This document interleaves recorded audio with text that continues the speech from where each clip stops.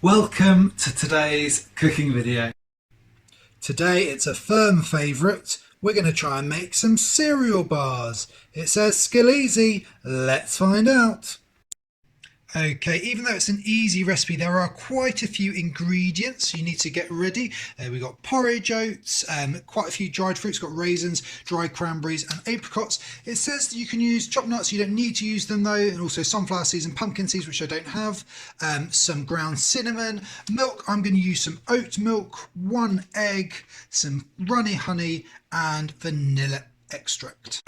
It says to use a 24cm by 24cm square tin. I don't have one of those, so I'm just using this Pyrex dish.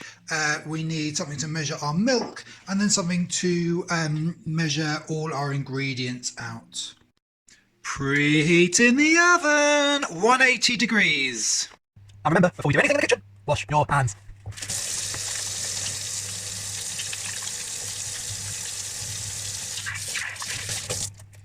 Ready.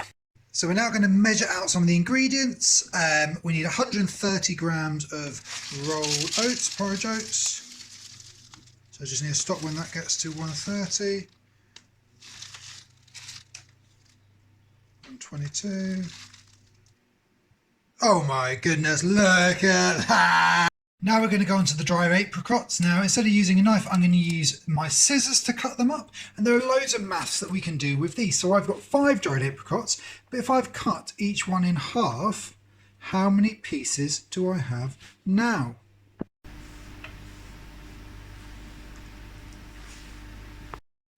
Now, in your mixing bowl, oats, bosh. Dried fruits, bosh. Your nuts and seeds if you're using them, bosh. 1 teaspoon of ground cinnamon, bosh. And remember, stay hydrated. For my milk, I need 300 millilitres, so I need to go up to this line here. So let's pour it in.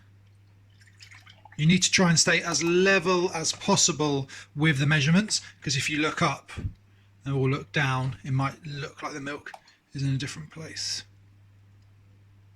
Everyone say stop when I get to 300. Oh, very good. Just dropped the egg into the milk and now I'm going to give it a nice whisk with a fork if you have a whisk at home. Once the egg's all mixed in, you're just going to add your vanilla extract.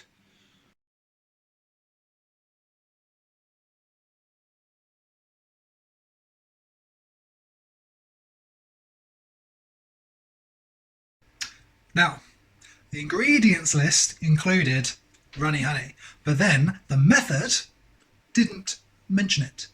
I presume you can add the honey in now. I'm not going to add any honey.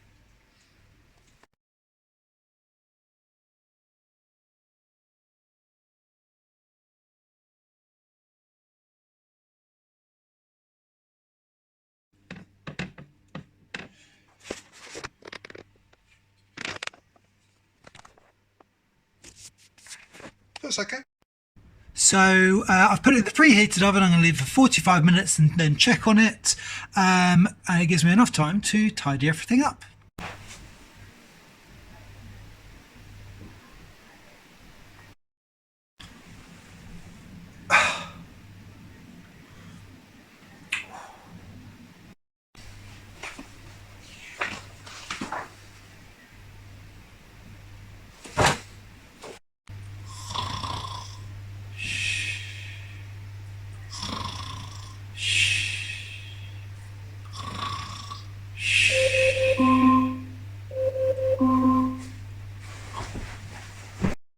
Okay, I've taken mine out of the oven. It lasted about 50 minutes and I took it out because it's now turned a golden brown on the top.